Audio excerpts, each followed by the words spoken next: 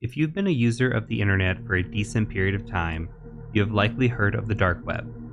The dark web is often associated with illegal activities, such as being used to buy drugs, buy hacked or stolen personal data, and to even hire a hitman. Yeah, it does get pretty dark. But the true purpose of the dark web is privacy. With privacy concerns being at the top of news headlines lately, I felt like now was an opportune time to teach people how to safely access and use the dark web. In this video, I'll cover how to access the dark web, what tools to use, what configurations to set up, and other best practices to keep you safe while browsing. As always, if you do like the video, please do consider hitting that like button and dropping a subscription to our channel. So in order to access the dark web, we need to use a browser called Tor, T-O-R. And you can access that by going to torproject.org. You'll be brought to this website, and you can download the Tor browser, but I'm going to advise you not to run this on Windows or Linux or Mac. And we'll talk about why in a second. But Tor browser is a browser built for privacy. You can scroll down here and you can see that it says it blocks trackers, it defends against surveillance, resists fingerprinting, has multi-layered encryption, and you can use Tor browser to access even popular sites like Facebook, like Google, and you can do this to maintain your privacy. Now, if we take a look at the Tor manual and we scroll down just a little bit, it tells us how Tor actually works. If we scroll down to the How Tor Works section, you can see that it sends your traffic through 3 random servers. These are also known as relays. The last relay is known as the exit relay. So you connect to the Tor network, and then you connect to server 1, server 2, server 3, which then takes you out to the internet. So what is the benefit of this? Well, you can see that it says that your internet service provider or anybody looking at your connection will not be able to track your internet activity, including the websites that you go to. On top of this, Tor does not store any browsing history, and your cookies are only valid for a single session, which helps with privacy. But it should be known that your ISP or your internet service provider can tell that you are using a Tor connection. So before you use Tor, please make sure that it is legal in your country. Now, earlier I mentioned that you should not run Tor on Windows or Mac or Linux, and you probably thought, what is he talking about? Well, you should run Tor through an operating system that is designed for privacy. And a great operating system that is designed for privacy is called Tails. You can access Tails by going to tails.boum.org. Now, the nice thing about Tails is that you download it to a flash drive. As such, you plug it in and you run that as your operating system. How Tails works is it operates with random access memory. This means that it does not write to disk, it does not store anything, and thus you're able to use your flash drive's memory to access the internet, to temporarily download files, to browse anonymously, and none of that is tracked or stored. When we use an operating system, especially an operating system like Windows, data is being sent back to Microsoft all the time. And when we go to a website, even using Tor on Windows, well, if we download anything or if we view anything, that can be stored on our disk, on our drive. And if anybody were ever to get a hold of that, they may be able to tell what we were doing when we were browsing Tor. And I'm not saying this from a standpoint of condoning illegal activity. I'm saying this in the sense that if you were wanting to protect your privacy completely, using Tails and Tor together is the best way to go. Using Tails is very easy. You can come in here and just say get Tails, and you can see the operating systems here that it offers. Please, again, only download this to a USB stick. You can come and select download only for USB stick, and you can download this image. And it will tell you how to run and install Tails on a USB stick. And if you're running from Windows or Mac or Linux, it'll tell you the step-by-step instructions. We're not going to cover that in this video, but please run this only on a USB stick. Now, the great thing about Tails is it uses Tor as its main browser. As you can see here, I have now loaded Tails, and I am doing a big no-no, and this is only for demonstration purposes. I'm actually running Tails in a virtual machine. Many people ask, can I run Tails in a virtual machine? No, because that virtual machine is still being stored to a disk. Thus, anything that you do within Tails may still be recoverable on that disk. So again, it is imperative to only use Tails on a USB drive. Now, in this situation, I have connected to the internet by plugging in an Ethernet cable, and you can see that up here. You can also go up here and choose a wireless connection if you do not have a wired connection. Connect there, and once you are connected to the internet, you can see here that a Tor connection screen will pop up. What you're going to want to do is just say connect to Tor automatically, and then you're just going to say connect to Tor. This could take a minute to get connected to Tor, and once it is ready to go, it will let you know. From this screen, we can just go ahead and hit Start Tor Browser. From here, Tor Browser is loaded. Now, I'm going to go ahead and make this full screen. Now, some privacy people will say, never full screen your browser window, because you may go to a website that can detect what screen size you're using, and that information could be used against you. I think that that risk is incredibly minimal, and I'm not worried about it as much as I am other configurations.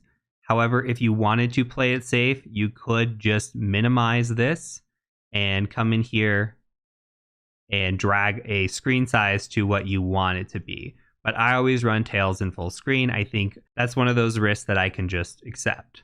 Now, the most important thing before you start navigating is this little shield in the upper corner right here. What you're going to want to do is set your security level. So your security level will be standard, and come in here and you should say change. Now it describes the 3 security levels for you. It'll say standard, safer, or safest. We are always going to want to run on safest. This is because it will automatically disable JavaScript.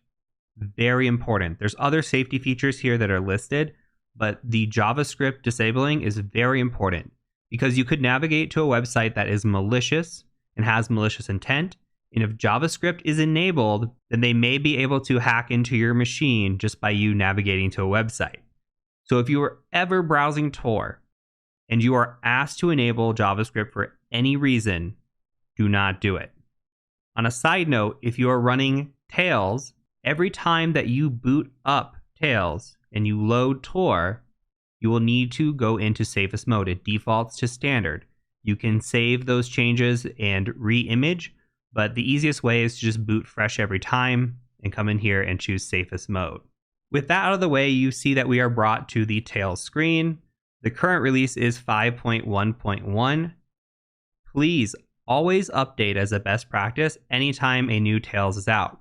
And you do not have to worry about this, by the way. When you plug in your thumb drive and you boot up Tails and you connect to the internet, if it is out of date, Tails will tell you. It'll say, hey, please update your flash drive. Easy enough. Always keep your flash drive up to date. You never know what security vulnerabilities are available and can be abused in the older versions of the operating system. Now, by default, Tor uses the DuckDuckGo search engine. So if we wanted to come in here and search pasta recipes, as an example, we could, and it would automatically start searching DuckDuckGo. Now you can see that we're being redirected to the non-JavaScript site. That's perfect. We want to make sure that we are not using JavaScript. So when we see that, we know we're doing the right thing. Now we can go to websites like this allrecipes.com. We can just open this in a new tab. And you might notice that this is slow, by the way. Remember, we are going through 3 relays. The internet on Tor is a bit slower, but the trade-off is your privacy. And if we go to this website, it's loading slowly. Not everything's probably going to load because we have JavaScript disabled and we're disabling some fonts and features as well. But we can still browse what is called the ClearNet. Anything that's like a .com, .org, anything we've typically seen before is what is known as the ClearNet. Now, whenever we want to access a dark web website, we need to use what is called a .onion address. And you might be asking, well, how do I know what .onion to go to? Well, there's a few things that we can do. We can search DuckDuckGo for specific websites or .onions that we want to use, but there are also search engines built specifically for Tor. One of those search engines is Ahmia, ahmia.fi. And when we go to this, it'll say, try the Onion servers. There's more private and secure connections using their Onion. You could see the Onion address here and the Onion address here. So you can actually click on this, and it should take you to Ahmia's Onion address, as opposed to using the .fi clearnet. So now we are on a more secure option. So again, if we're browsing the clearnet, it is very much less secure and less private. We want to make sure we're browsing a .onion. Now from here, we can search for certain services or features. Let's say we wanted to use Facebook. We could just type in Facebook. And the first link that's provided to us is Facebook. So if we come in here, we'll get redirected, and you'll see we're brought to the Facebook page on the dark web. Now, you need to make very, very sure that you are really on the Facebook page.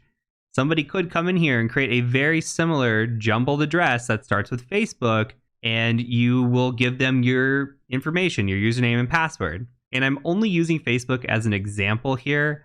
I am not a Facebook advocate. I think Facebook's privacy rules and standards are subpar, and I know that the majority of the world uses it, so this is a great example. But if you are concerned with privacy, Facebook is something to consider getting rid of as well. So we might want to make sure that we know what Facebook's Onion address is. And we can go to DuckDuckGo, and we can just say something like, what is Facebook's Onion address?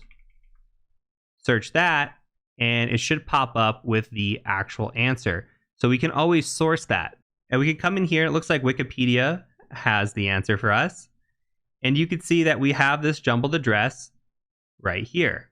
So we can copy this and go to this and be for sure that we're actually going to the right address. Okay, and it looks like we did, so that's a good thing. So going back to Ahmia, we can search things again like pasta recipes, but this time we're going to only get .onion addresses, which means that we're going to only search via the dark web. And that's important. Again, that keeps us safe and private. Now, the dark web can be a bit of a cluster. If you scroll down here, you can see that, hey, buy drugs. So you need to make sure that you're clicking on things that you know are safe and you're very cautious. And this is why we disable things like JavaScript, because we don't know if we click on this pasta website, what we're going to get. And it looks like it's some sort of file uploader. So that's interesting. Not a pasta recipe at all. So one last thing to talk about. If you ever download a file from the dark web, ensure that you disconnect from the internet before opening it. Always. When you download a file, you can come into your places and go to Tor browser. Your file will be in this folder. Nothing will ever save here. As soon as you pull the flash drive out of your computer or you shut this down, you lose all the files that are saved here. Never open a file that you downloaded from the dark web while connected to the internet. You have no idea what's going to be in that file and what's going to execute. If you want to save a file that you downloaded from the dark web, you will need to have an external hard drive that you plug in and connect to this machine, and then you can move that over. It is highly recommended that you encrypt that hard drive. I would strongly recommend using a tool such as Veracrypt. And if you go into applications and utilities, you could see that unlock Veracrypt drives is here. So you can use a tool like Veracrypt to encrypt your hard drive. Then you can plug it in Tails, unlock it, move your file over while disconnected from the internet, and then you can extract that hard drive and save that file permanently. Otherwise, again, everything that you put in here will automatically be erased, and that's the beauty and the benefit of using Tails as soon as you shut down Tails or even pull the flash drive out of your computer. So that is it for this video.